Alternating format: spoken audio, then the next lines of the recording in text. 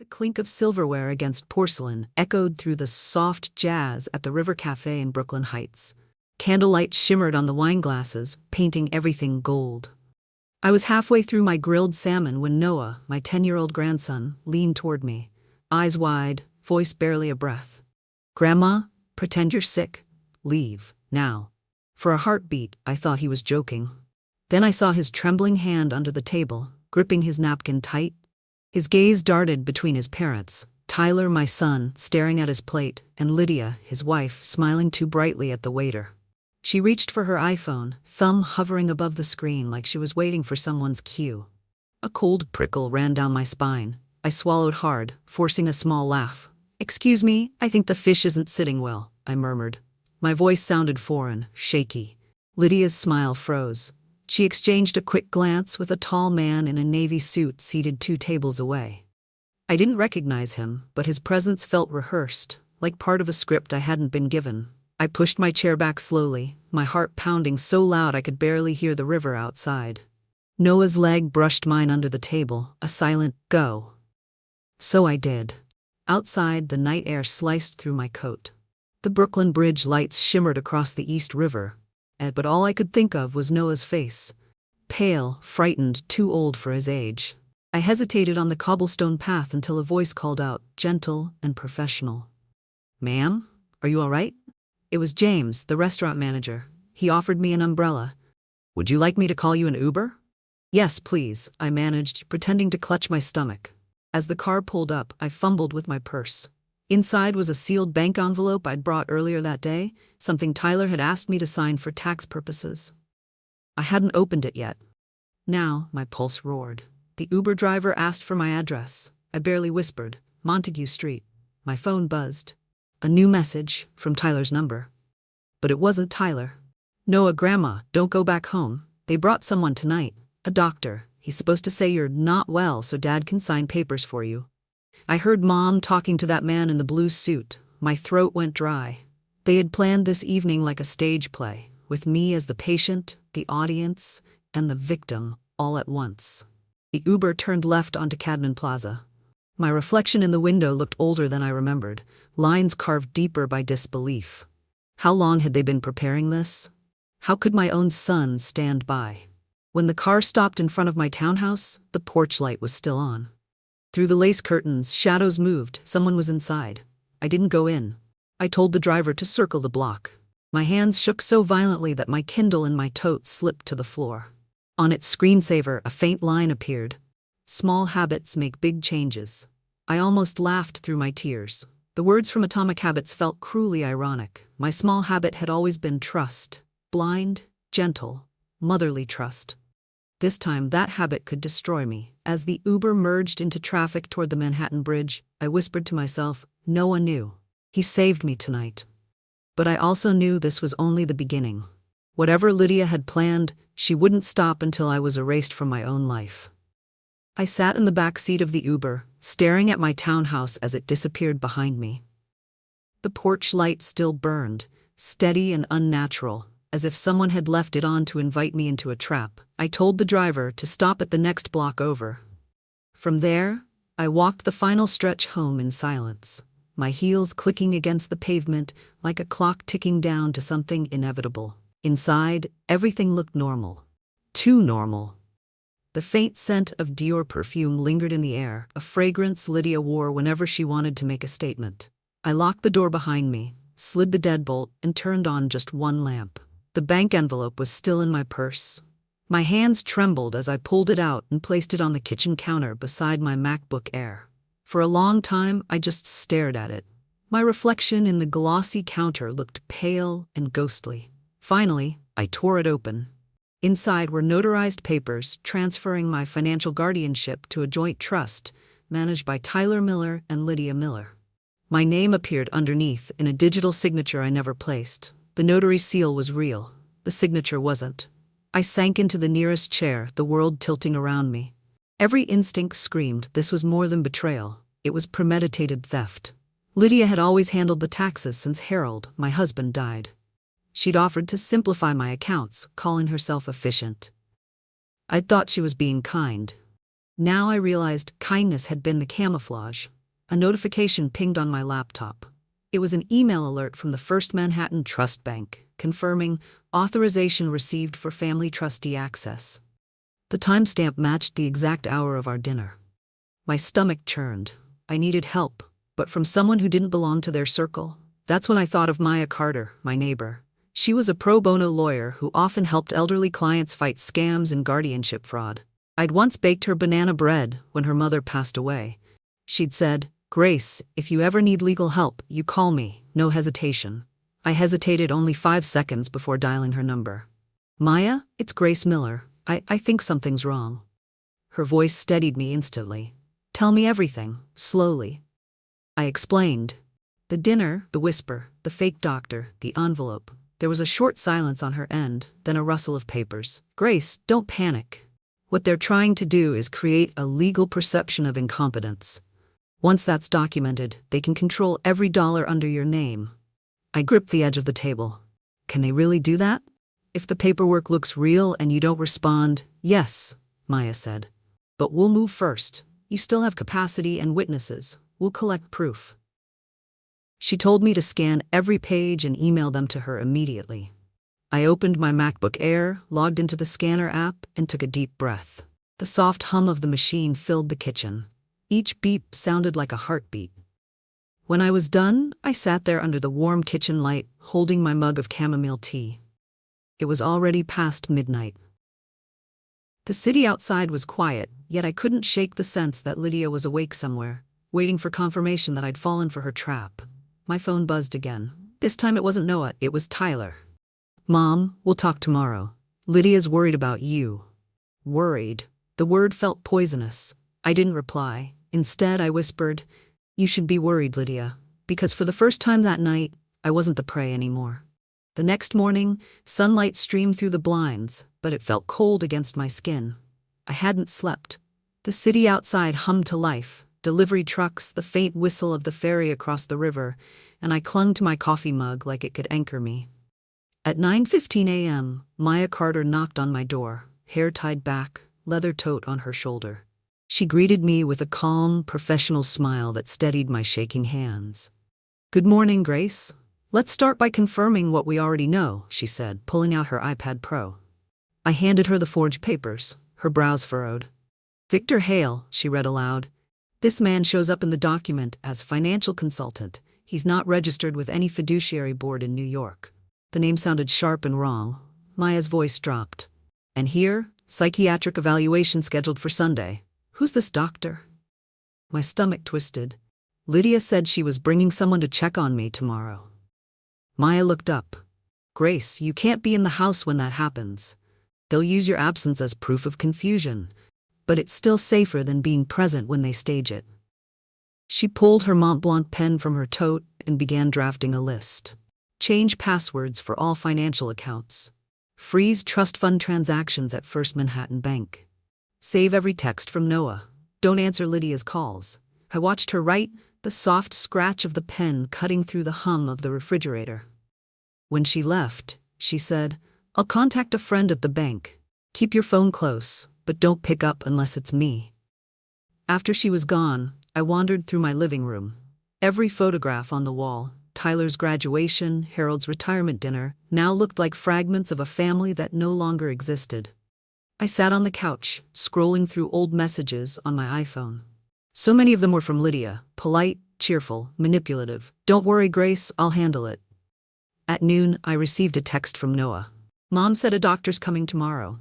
He asked for your medical files. Grandma, what do I do?" My heart clenched. My medical files. Lydia must have convinced Tyler to hand them over. I typed back carefully, "Don't say anything, just stay calm and stay safe. Grandma loves you."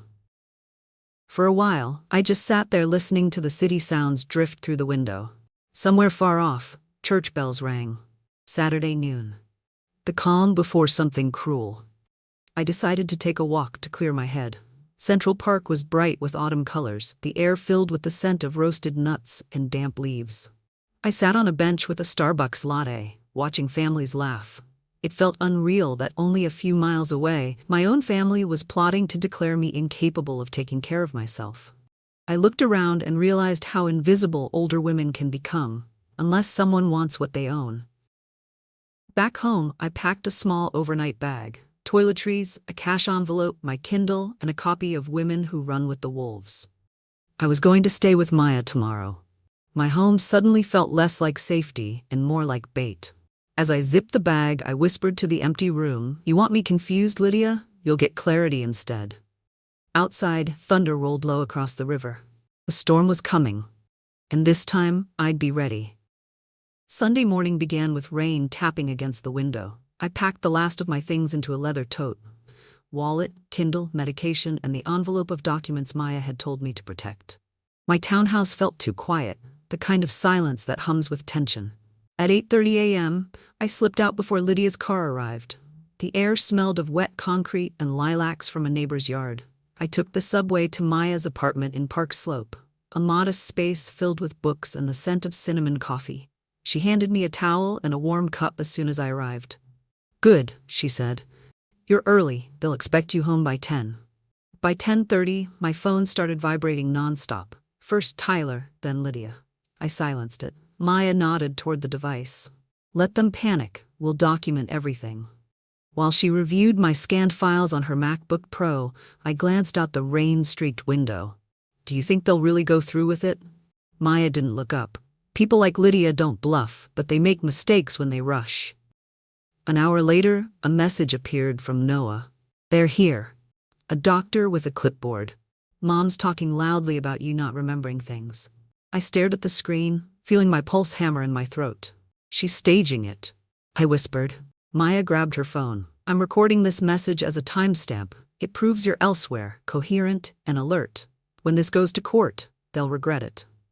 Rain beat harder outside, blurring the skyline. I imagined Lydia inside my living room, gesturing dramatically, while some stranger took notes about my mental condition. My chest tightened with rage and disbelief. At noon, Maya and I walked to a cafe on the corner, ordered 2 Starbucks cappuccinos, and sat by the window.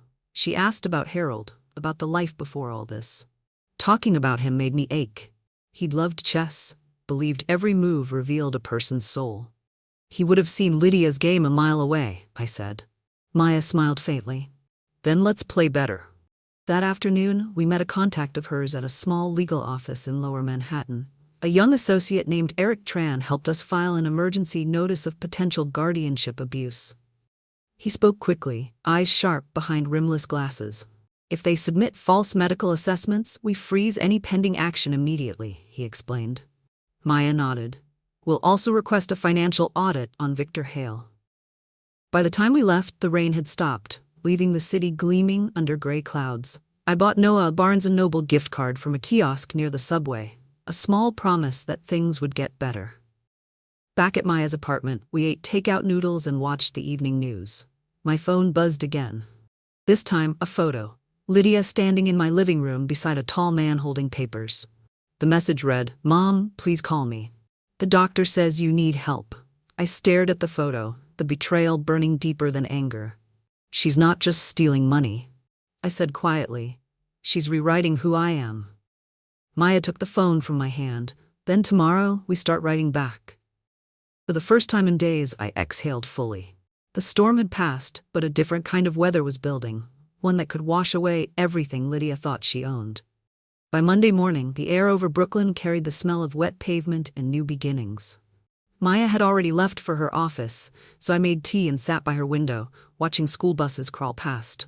My phone buzzed. Noah again. "Grandma, they were mad yesterday. Mom said you ran away." Dad was quiet. The doctor left a folder on the table. I closed my eyes. "Smart boy," I whispered. "He's telling me the evidence is still there." At 9 o'clock, Maya called. "Grace, good news first. The bank froze all new trustee transfers." "Bad news. Lydia's lawyer emailed me a wellness concern. They're trying to claim you're missing." "I'm right here, having oatmeal," I said dryly. Maya chuckled. "Perfect. Keep receipts, timestamps, everything. We'll need proof you were coherent all weekend." An hour later, James, the restaurant manager from the River Café, phoned. "Mrs. Miller? I think I saw something odd on our security feed from Friday night." I sat up. "What kind of odd?" "There was a man in a navy suit. He followed your family in but left right after you. He waited outside by the valet, talking on a headset. He looked coordinated. Could you send me that clip? Already did. Check your email. I opened my MacBook Air and watched the footage. The man in the navy suit, tall, sandy hair, briefcase, spoke to Lydia before she even sat down. It was Victor Hale, the so-called consultant. My heart tightened. This wasn't family tension anymore. It was conspiracy. Maya came home around lunchtime carrying takeout and her iPad. We've got something, she said, scrolling through her screen. That doctor Lydia brought?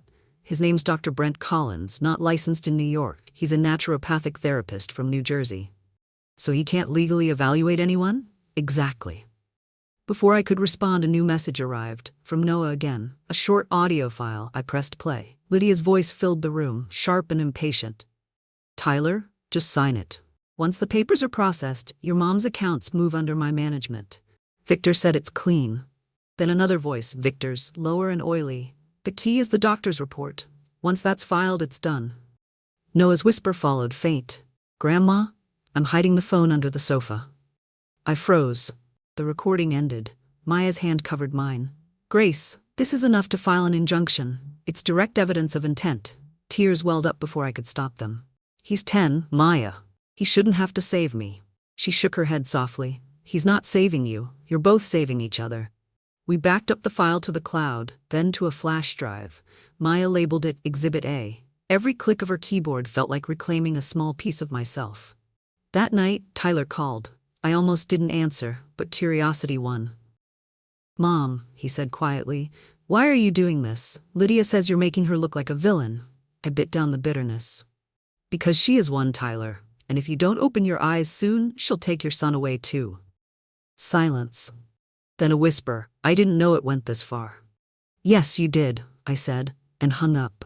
For the first time in years, I didn't feel like the fragile old woman in the corner of family photos. I felt awake. Tuesday morning broke clear and cold. The rain had stopped, leaving the air sharp enough to sting my lungs. I stood on Maya's balcony, clutching my coffee mug, watching the sunlight spill over the Manhattan skyline. For the first time in days, I felt the faint shape of courage returning. Inside, Maya was already dressed for court, navy suit, hair pinned, papers neatly arranged in her briefcase. She looked every inch the woman who wouldn't lose. We're filing the injunction today, she said, slipping her Mont Blanc pen into her jacket pocket. It's time Lydia realizes you're not an easy target. At 10 a.m., we walked into the Kings County Courthouse, marble floors gleaming like ice. Maya moved with purpose. I followed, heart pounding. We met Judge Callahan's clerk to submit our motion, a request to suspend all trust and guardianship actions pending investigation of fraud. The clerk scanned the evidence, emails, recordings, and the notarized forgeries. He raised his eyebrows. These are serious allegations. They're also true, Maya said evenly. We'll bring witnesses if necessary. As we left the clerk's desk, my phone buzzed. A message from Tyler. Mom, Lydia's furious. She says you're trying to ruin her life. Please, just let her handle the accounts. It's easier. I stopped in the hallway, hands trembling. Easier for whom? I muttered. Maya glanced at my screen. Don't respond. Every message she sends is leverage for us. Silence will make her panic. By noon, we were at First Manhattan Trust Bank. Maya's friend in compliance, an older gentleman named Arthur Dempsey, met us in a private conference room. Mrs. Miller, he said, I'm required to verify all digital signatures. Yours were cloned using a template from prior loan applications. I blinked. You mean Lydia copied them? He nodded grimly. Yes, with the help of someone inside the bank. We'll flag every transaction under Hale's name.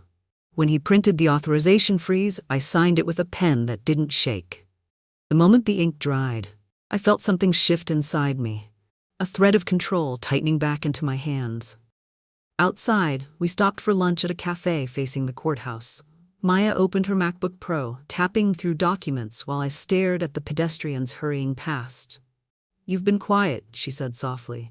I'm thinking about what comes next, I replied. They'll realize soon the money's locked. Lydia won't sit still. She'll push harder, Maya agreed. But that's good. Desperate people make visible mistakes. We spent the afternoon organizing our case file, labeling evidence. Exhibit A, Noah's recording. Exhibit B, the bank envelope. Exhibit C, the surveillance video from the River Café. Maya smiled faintly. It's a clean arc, motive, method, intent. I managed a small laugh. You talk like a novelist. Or like a woman who's seen too many family betrayals in court, she said. When dusk fell, I returned to my townhouse for the first time in 3 days. The lights inside were off, but the front step was littered with wet flyers and an Amazon delivery box. My hand hesitated on the doorknob.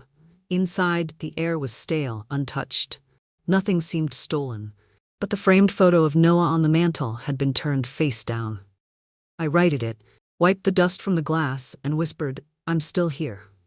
That night, before bed, I texted Maya one line. The game is frozen. Now let's see who breaks first. By Wednesday morning, the tension in the air felt almost electric.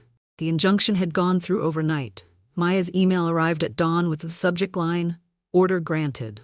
Every trust-related transaction under my name was officially frozen pending investigation. I exhaled, the first full breath I'd taken in weeks. But the quiet victory didn't last. At 8:42 a.m., Tyler showed up at my door. He looked worn, dark circles, wrinkled shirt, no wedding ring. For a second, I saw the boy he'd been, the one who used to draw robots on napkins while Harold and I made pancakes.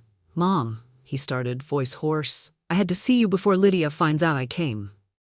I gestured toward the kitchen table, where the MacBook Air still sat open from last night. "Coffee?" He nodded, glancing around like he expected Lydia to leap from the shadows. "She's losing it, Mom. The accounts are frozen and Victor's furious. He keeps calling her, saying something about delayed fund transfers." "So she told him," I said flatly, "and he's panicking." Tyler sat down, rubbing his temples. "I didn't know she'd go this far. I thought it was just helping with taxes. She said it was normal to combine everything after Dad passed."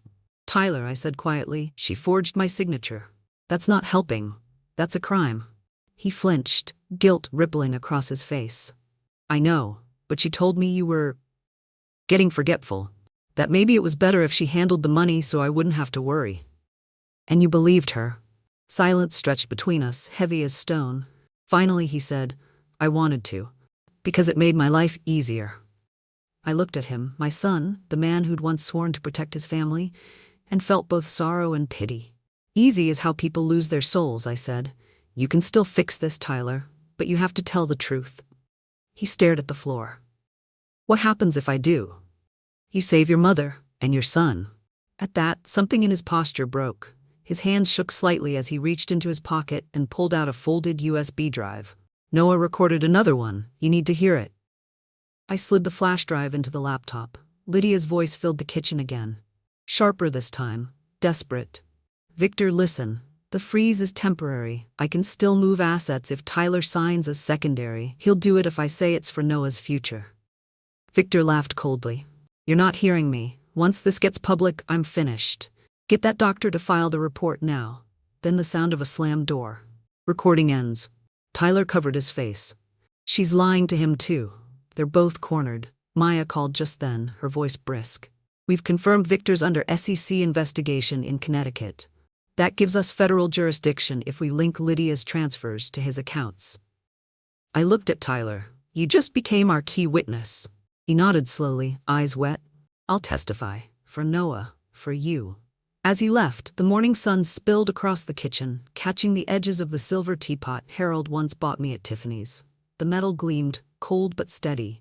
I touched it and whispered, "You'd be proud of him today, Harold." He finally stood up. Outside, the city roared awake, but inside my house, something fragile had begun to heal. Thursday arrived with a storm warning over New York. The wind whipped against the windows of my townhouse as I watched rain streak down the glass. It felt fitting. Lydia's world was starting to crumble, and the sky seemed to know. At 9, Maya arrived in her trench coat, files tucked under her arm. "We've got movement," she said. "Victor Hale withdrew from his firm's address last night. He's trying to disappear. The prosecutor's office wants every piece of proof we have today." I nodded. "They'll have it." We set up at my kitchen table. Maya's MacBook Pro, my printed statements, Tyler's USB drives, and the legal pads full of notes. The hum of the laser printer filled the silence. Every page that slid out felt like a bullet loaded against the people who'd treated me like an easy mark. Then the phone rang. Lydia. I let it buzz twice before answering. Her voice was sharp, panicked, yet laced with the same artificial sweetness she'd always used when manipulating. Grace, can we please stop this madness? You don't know what you're doing. The media is sniffing around Victor, and this could ruin all of us. All of us? I asked softly. Or just you? She hesitated. You don't want to drag Tyler and Noah into this circus. I didn't drag anyone, I said. You did, when you forged my name and used a fake doctor. Her breath caught, then turned to anger. You think this makes you strong? You're just a bitter old woman clinging to control. You should have let me handle things. I hung up. The sound of the dial tone was cleaner than any argument could have been. Maya looked up from her laptop. That's recorded, right? Automatic call log, I replied. Every word. By noon, Tyler arrived with Noah, both dripping from the rain. The boy ran straight into my arms. He smelled like wet cotton and safety. Grandma, Mom's been shouting all morning, he whispered. Dad said we're staying here for now. Tyler's face was drawn but resolute. I told Lydia I'm done lying. I already gave her number to the investigators. Maya smiled faintly. Good. They'll want you to testify tomorrow. He swallowed hard but nodded. I'll be there. As the storm howled outside, we rehearsed everything. Who would speak, what evidence to highlight. Maya explained each step with surgical calm. The three of us sat in that kitchen, the same one where I'd once baked cookies for Lydia's birthdays. Now it had become a war room. Around 4, I went upstairs for a moment alone. Rainwater drummed against the roof. I opened the old jewelry box Harold had given me decades ago. Inside, next to his wedding band, was a folded photo of us at the Plaza Hotel on our 25th anniversary. He'd written on the back, "If you're ever cornered, stand tall, you're stronger than they think." I smiled through tears. You always knew, didn't you? Downstairs I heard laughter, real laughter. Tyler teaching Noah how to tie a necktie for court. For a fleeting second, peace threaded through the noise of rain. When I rejoined them, Maya was closing her laptop. Everything's ready for tomorrow. By this time tomorrow evening, Lydia's mask will be off. I glanced at the window. Lightning flashed across the East River, splitting the sky in two. Then let it rain, I said quietly. We'll wash it all clean. Friday morning dawned gray and heavy, the kind of sky that promised no mercy. I wore my navy wool coat, the same one Harold had bought me from Bloomingdale's years ago, and pinned a silver brooch to the lapel. Not armor exactly, but a reminder of dignity. Maya picked us up at 8 sharp. Tyler sat in the back seat beside Noah, his hands clasped so tightly they looked bloodless. None of us spoke as the car wound across the bridge toward the Kings County Courthouse. Manhattan's skyline faded behind the mist like a memory we'd outgrown. The courtroom smelled faintly of coffee and old paper. Lydia was already there, dressed in beige, her expression the picture of innocence. Beside her sat Victor Hale, thinner now, eyes darting like a man who'd finally realized the walls were closing in. Their attorney whispered frantically between them. Maya leaned close to me. Stay calm. They'll try to rattle you. When proceedings began, the air thickened with quiet anticipation. Lydia's lawyer opened first, painting me as an elderly woman overwhelmed by grief and declining health. His words slithered through the room like oil. I sat motionless, letting him talk. Let him dig the hole deeper. Then it was Maya's turn. She rose, voice steady and precise. Your Honor, we have evidence that the petitioner, Mrs. Lydia Miller, conspired with a financial consultant, Victor Hale, to obtain fraudulent guardianship over Mrs. Baha Grace Miller for personal gain. She cued the exhibit on her iPad Pro. The speakers crackled. Then came Lydia's voice from the recording Noah had made. Victor, listen. The freeze is temporary. I can still move assets if Tyler signs as secondary. Gasps rippled across the room. Lydia's eyes widened, her face blanching as Victor's name echoed again in the clip. Then Tyler stood. Your Honor, I can confirm that recording is authentic. I was there. Lydia manipulated me into signing documents I didn't understand. She said it was for my son's future, but it was theft. Lydia turned on him, eyes blazing. You coward. You think betraying your wife will save you? Judge Callahan banged the gavel. Mrs. Miller, control yourself. Maya handed over the second piece of evidence, the fake medical evaluation. Your Honor, the signature belongs to a naturopathic therapist from New Jersey. He is not licensed in this state. The judge skimmed the file, then looked up, unimpressed. This is fraudulent documentation. Proceed. As the storm outside rumbled faintly, Maya called James, the restaurant manager, to testify. He confirmed seeing Lydia meet Victor before dinner that night. Each statement tightened the net around them. By noon, Lydia sat rigid, her mascara streaking under the fluorescent lights. Victor, realizing the tide had turned, leaned toward his lawyer and whispered something. Moments later, his attorney announced, "Mr. Hale wishes to cooperate with investigators." That was it. The final stone dropped. Judge Callahan's voice carried through the chamber. "All guardianship actions are hereby dismissed. A formal investigation into fraud and elder financial abuse will proceed immediately." I felt Tyler's hand find mine. Noah squeezed my other one. The storm outside broke, thunder echoing like applause for a justice long overdue. When Lydia was escorted out, she didn't look back. For once, her silence was the truest thing about her. As we stepped out into the courtyard, the air smelled of rain and freedom. Maya smiled softly. "You did it, Grace." "No," I said, watching Noah laugh under his umbrella. "We did." 2 weeks later, the city bloomed again, spring sunlight stretching over the East River like a truce after war. I stood on the balcony of my new apartment in Brooklyn Heights, a smaller place with tall windows and morning light that fell gently across my books. On the coffee table sat a stack of fresh documents, the People versus Victor Hale et al. The prosecutor had moved fast. Victor faced charges of wire fraud, and Lydia was under investigation for conspiracy and elder financial abuse. Her name appeared in the local paper, not as a wife or mother, but as a defendant. I traced the edge of the newspaper and thought about justice, not as revenge, but as restoration. A knock came at the door. Maya entered, carrying 2 Starbucks cups and a warm smile. "I come bearing caffeine and closure," she said. I laughed, the 2 things keeping me upright these days. She handed me 1 cup, then sat opposite me. "The DA says Victor's cooperating. He's surrendered the bank records. Lydia's assets are frozen pending trial. They can't touch you or your estate again." I sipped my latte, feeling the weight of it all lift by degrees. It's strange. I thought I'd feel triumphant. Instead, I just feel quiet. "That's what peace sounds like," Maya said. "You've earned it." The doorbell rang again. This time it was Tyler and Noah, holding a small potted plant wrapped in brown paper. "A housewarming gift," Tyler said shyly. Noah picked it. "It's lavender," the boy beamed. "It smells like calm."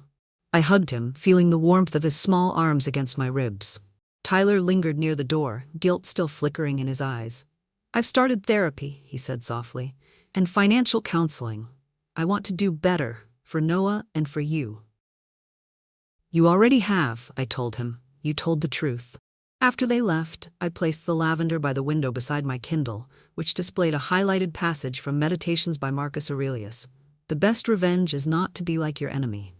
That night, I sat at my desk, writing in the journal I'd kept through everything. Friday, 2 weeks since the hearing. The house is quiet again. But this silence is different. It's earned. Lydia lost everything she valued: money, control, reputation. I didn't have to destroy her, truth did. And Tyler found his spine in the wreckage. Noah, his courage lit the way. Outside, the city glowed. Ferries cut across the water, and the skyline shimmered like forgiveness itself. At 10, my phone buzzed, a message from Maya. "Dinner tomorrow? You, me, and the bravest 10-year-old in New York." I smiled and replied, "Only if I can bring dessert. I'm thinking cupcakes. No secrets baked in this time." Setting my phone aside, I walked to the balcony. The night breeze carried the faint scent of lavender. I looked up at the Manhattan skyline and whispered, "We made it, Harold." The wind rustled the leaves, almost like a reply. For the first time since that dinner at the River Café, I felt no fear, only gratitude that I'd listened to a boy's whisper, trusted my instincts, and walked out before the lights dimmed. Because sometimes survival isn't loud or heroic. It's quiet. It's leaving when something feels wrong. It's believing that even when your own family betrays you, the truth still knows your name. And tonight, that truth felt like freedom. The morning sun filtered softly through the trees in Central Park, painting golden halos over the benches. I sat with Noah, sharing a quiet moment as pigeons fluttered nearby. The air smelled faintly of grass and roasted nuts from a vendor cart. For the first time in a long while, peace didn't feel borrowed, it felt earned. Noah leaned against me, scrolling through his Kindle. "Grandma, can you read with me?" he asked. The screen showed a highlighted line from Women Who Run with the Wolves. "Sometimes the best way to love is to return to yourself first." I smiled. That's a good one, sweetheart. Beside us, a cup of Starbucks steamed gently, the scent of caramel and coffee mingling with the spring air. I watched families walking their dogs, couples holding hands, a violinist playing near the fountain. Life went on, quiet, ordinary, and beautifully alive. Tyler joined us a few minutes later, carrying a paper bag of muffins. He looked different now, lighter, grounded, free from the shadow that once lived behind his eyes. "They're blueberry," he said, setting one beside my cup. "Your favorite." I laughed softly. "You remembered." He nodded, and for a moment, the three of us sat in silence, letting the warmth settle around us. The world no longer felt sharp. Even the ache of the past had softened into something almost tender. I opened my journal, the same one that had carried every fear, every secret. On the first blank page, I wrote, "Healing isn't forgetting, it's remembering without pain." The wind stirred the pages as if approving. I looked at my grandson, bright, kind, brave, and felt the simple truth of survival, that love, even when betrayed, can begin again. As we walked home under the gentle light, I whispered to myself, justice gave me safety, forgiveness gave me peace, but love gave me back my family. And above us, the clouds parted just enough for sunlight to spill through, soft, steady, like grace itself.